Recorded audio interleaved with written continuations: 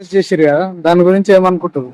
So ఈ విషయంలో అల్లు అర్జున్ అన్న ఫ్యాన్స్ అందరం కూడా ఆ, ఆవేదనలో ఉన్నాము. కాకపోతే ఆ, డిసెంబర్ 4న జరిగిన ఇన్సిడెంట్ కి ఆ ఒక కేసు అయితే అవ్వడం జరిగింది అల్లు అర్జున్ గారి మీద.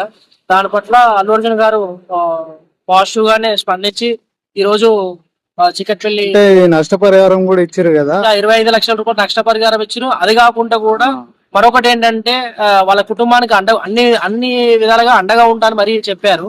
సో ఇన్ని జరిగా కూడా మాకు కూడా బాధగా ఉంది ఇవి చూసుకుంటే.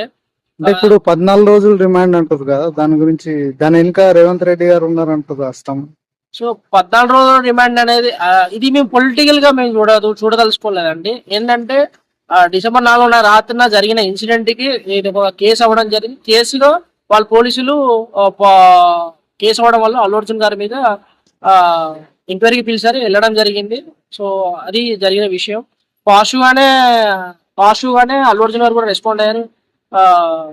ఇది జరిగిన సంఘటన. అంటే ఒక అల్లు అర్జున్ అభిమానిగా చూసుకుంటే ఇప్పుడు మీరు ఇన్ని 14 రోజులు రిమాండ్ అంటే ఎట్లా దాచుకోగలుగుతారు? 14 రోజులు రిమాండ్ అనేది మాకు చాలా బాధాకరంగా ఉన్నది. ఎందుకంటే 14 రోజులు రిమాండ్ అనేది ఇది అసలు అన్ఎక్స్పెక్టెడ్ జరిగిన ఒక ఇన్సిడెంట్ కి అల్లు అర్జున్ అసలు సంబంధం లేదు. అయినా కానీ ఒక ఫ్యామిలీ ఏదైనా ప్రాణం పోయినందుకు మాకు కూడా ఫ్యాన్స్ గా మాకు బాధ ఉంది. అల్లు అర్జున్ గారు కూడా చాలా బాధపడి వాళ్ళ కుటుంబానికి అన్ని విధాలుగా అండగా ఉంటానని చెప్పాక కూడా ఈ విధంగా 14 రోజులు రిమాండ్ అంటే అది తీవ్రంగా అంటే మేము ఖండిస్తామండి. ఎవరైనా కానీ 100% తీవ్రంగా ఖండిస్తాం ఈ విషయం. అంటే ఇప్పుడు డిప్యూటీ సీఎం పవన్ కళ్యాణ్ గారు కూడా ఉన్నారు కదా, వెనక ఏమన్నా మళ్ళీ బెయిల్ ఇచ్చేది ఏమన్నా ఉంటుందా? డిప్యూటీ సీఎం గారు ఇప్పుడే ట్వీట్ కూడా చూశానండి నేను. పవన్ కళ్యాణ్ గారు కానీ అల్లు అర్జున్ గారు కానీ ఒక వాళ్ళిద్దరి మధ్య ఒక బోండింగ్ ఉంటది. సో ఆయన కూడా పాజిటివ్ గా రెస్పాండ్ అయ్యిండు.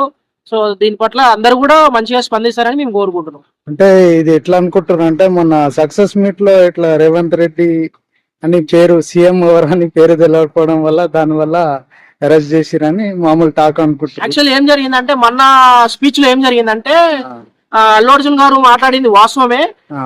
ఏమైందంటే అప్పటి వరకు అల్లు అర్జున్ గారు ఇంగ్లీష్ లో మాట్లాడారు. ఆ ఇంగ్లీష్ లో మాట్లాడి ఒకేసారి తెలుగులో కన్వర్ట్ అయ్యేసరికి కొంచెం వాటర్ తాగి తర్వాత బాగానే మాట్లాడారు. సో అక్కడ తెలియపడలేదు. అలా ఆ కోణంలో మనం చూస్తే అల్లు అర్జున్ గారు మంచిగా డ్రగ్స్ గురించి ఒక వీడియో చేయడం జరిగింది. దాని పట్ల రేవంత్ రెడ్డి గారు మంచిగా స్పందించి దాని కింద అల్లు అర్జున్ గారు కూడా మంచిగా రీప్లై ఇవ్వడం జరిగింది. తెలియకపోవడం అనేది ఇక్కడ ఏం విషయం లేదు. సో ఇది మనం రాజకీయంగా అయితే చూడకూడదు అని నా ఒక విన్నపం.